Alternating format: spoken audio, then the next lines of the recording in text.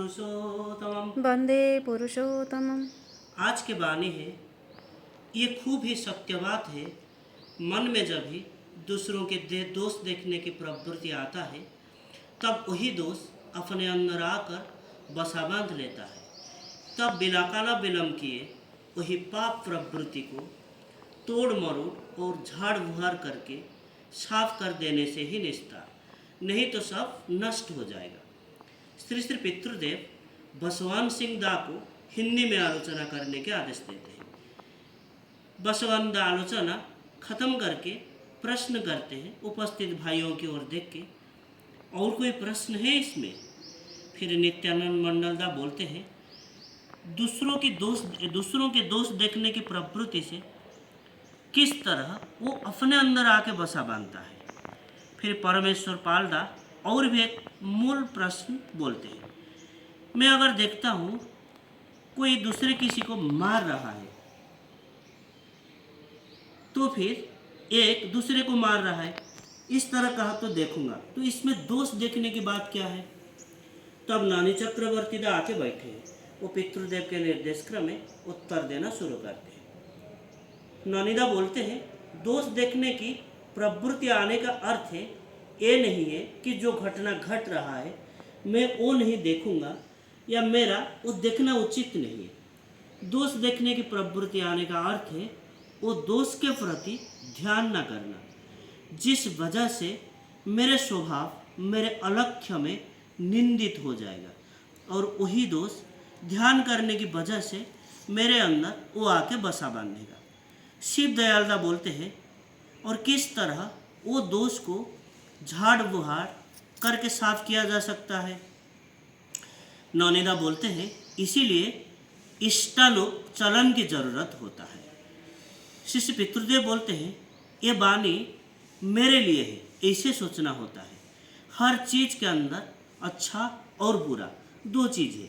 जैसे सांप के विष है, उसमें इंसान तो मर ही जाता है, फिर वही सांप के विष से भी विषनाशक औषध भी बनता है, विषनाश भी होता है। इसीलिए सबसे पहले जरूरत होता है आत्मशुद्धि। आत्मशुद्धि खुद को करना होता है। क्या करने से? वही भाव, दूसरों की जो दोष देखने की भाव वो कट जाता है, वही करना होता है। या झाड़ू देके जैसे घर की आवर्जना बाहर डालने की जैसे बात नहीं है। अंदर की वो जो भाव, दूसरों की जो दोष देखने की भाव, जो करने से वो कट जाता है वही करना होगा। नानीदा तो वही बोलना चाहते हैं। फिर परमेश्वर दा प्रश्न उठाते हैं, तो फिर किसी का दोष अगर नहीं देखा तो फिर असत निरोध कैसे होगा? श्री श्री पितृदेव बोलते हैं, वही दोष ना देखने की प्रवृत्ति से असत निरोध होता है। असत निरोध करना होगा, असत विरोध नहीं। भवानीदा बोलते हैं, आज्ञा पहले अपने असत या प्रवृत्ति को निरोध करना होगा। मेरा जो असत प्रवृत्ति है वो मैं पहले ही निरोध करूँगा। मैं अगर असत निरोध खुद के ऊपर नहीं करता हूँ तो फिर दूसरों के क्षेत्र में असत निरोध कैसे करूँगा? शिष्य पितृदेव बोलते हैं, हाँ, ये जैसे मेरा बेटा मेरे पॉकेट से रुपया लेके किसी एक दुष्ट दरिद्र को दे के दिया और मैं वो देख के मुग्ध हुआ।